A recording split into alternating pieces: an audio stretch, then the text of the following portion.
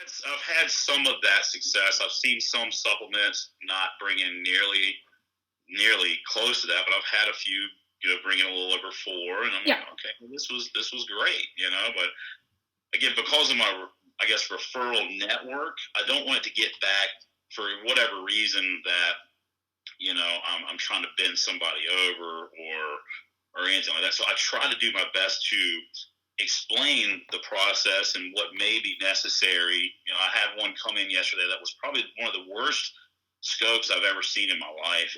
It's 2 layers and it barely even covered literally the first amount of squares on the one layer. It's like, this is as bare bones as it gets. I'm like, Right. this is definitely shingles and felt. We're going to put the screws to you on this one. Yeah.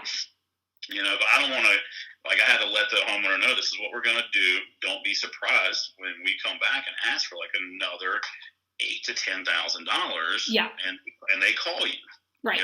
Because you're being shafted right now. Right.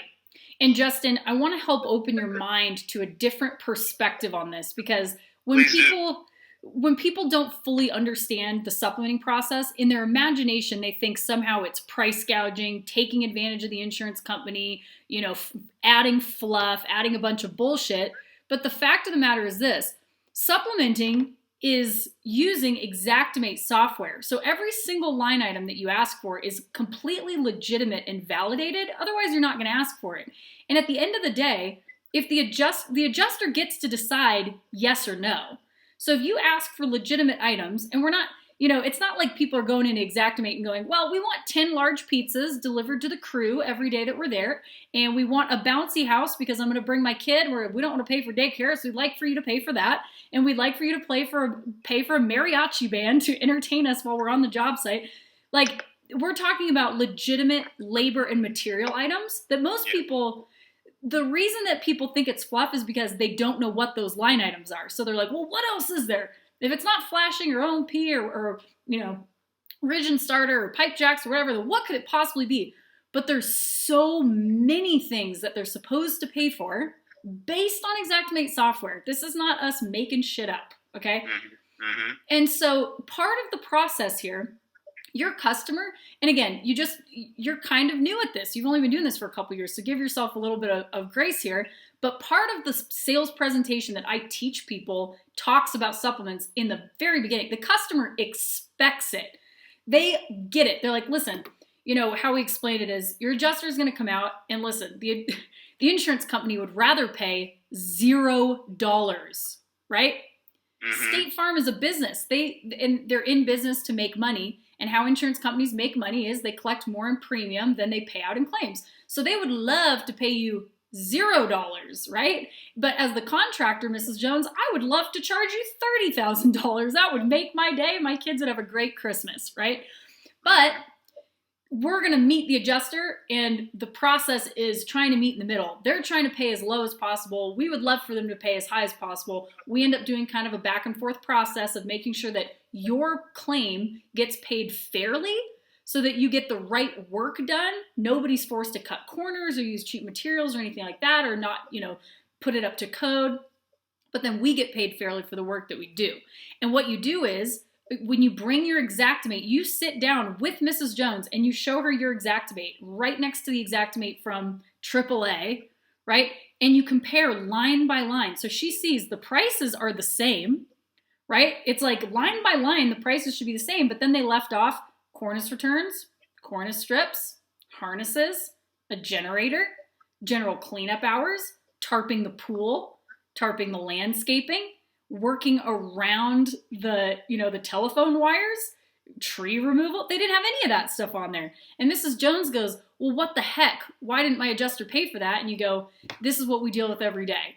With this, don't worry about it. It's going to be my job to ask for this, but here's the price discrepancy. It's not because of the price. It's because there are missing line items for labor and materials. And then she's totally on board. She's like, well, yeah, absolutely. You fight for it. Get it. And now there's no discrepancy. Does that make sense? Are you seeing where I'm going with this? So absolutely. It's an absolutely crucial part of the business because, again, insurance companies, they're not necessarily out to pay $0, but they'd rather pay 10 than 15. And they're certainly not. Think about it like a house.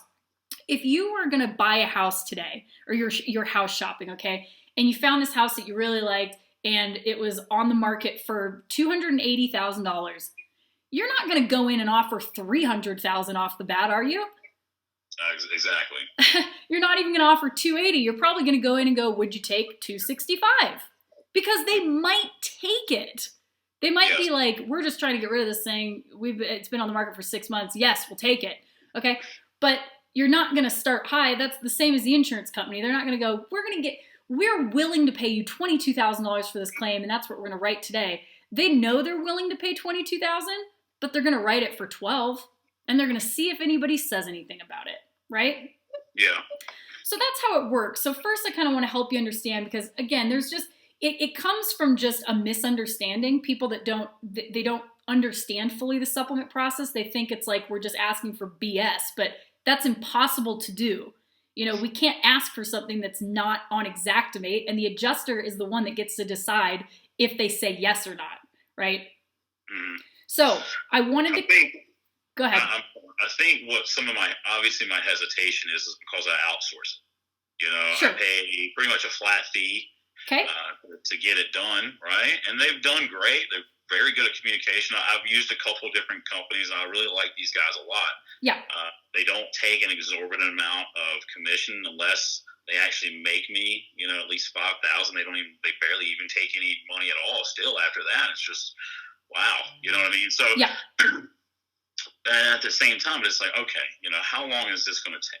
You know, how quick can we get to a decision? Because, you know, I like to do, you know, 2 jobs a week if possible. Yeah. You know what I mean? And that creates pretty good work for me because I'm still meeting adjusters and I've got to do everything else. And you know it as well as I do, something always comes up. Yep. And so, you know, trying to manage my time and not, you know, string myself out from, you know, 7 o'clock in the morning to 8:30 every night and not see my kid and things like that. So it all goes hand in hand. And I do have some good relationships with a lot of my local adjusters. And, you know, I feel like if they come in and they're paying, you know, here in North Carolina, you know, $250 a square is good, but not great. Yeah. And, you know, 300 is, you're like, okay, this is almost acceptable. You know what I mean? Like, okay, I'm going to get going here. If I'm making 100 a square, you're happy with it, right? But after some of my supplements, I've seen, you know, the O&P kicked in, and now you're like, wow, you know, this really boils down to about 400 a square. And you're like, hell yeah.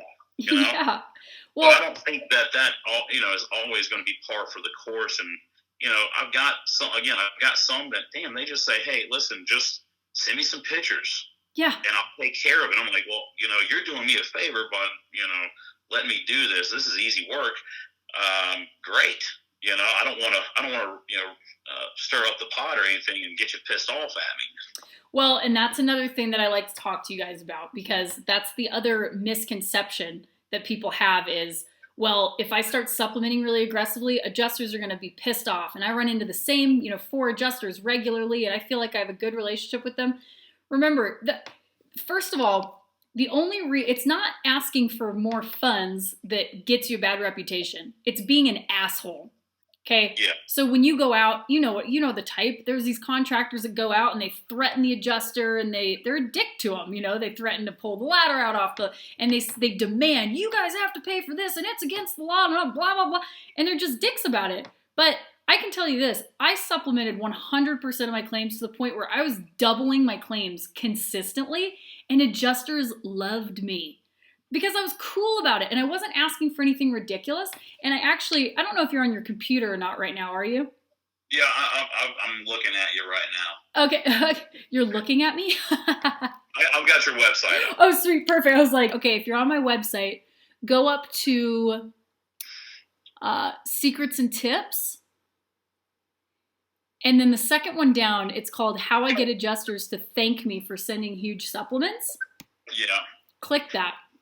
Yeah, I've kind of been around your website a bit, you know, and the emails I got from you, I mean, I know are pretty probably standard that they go out. And but I mean, I've tried to like look at them a little bit, like you know, again, when you're doing it all yourself, the last thing you want to do is you get home, it's like, dude, I got to do more. Yeah, of course. You know?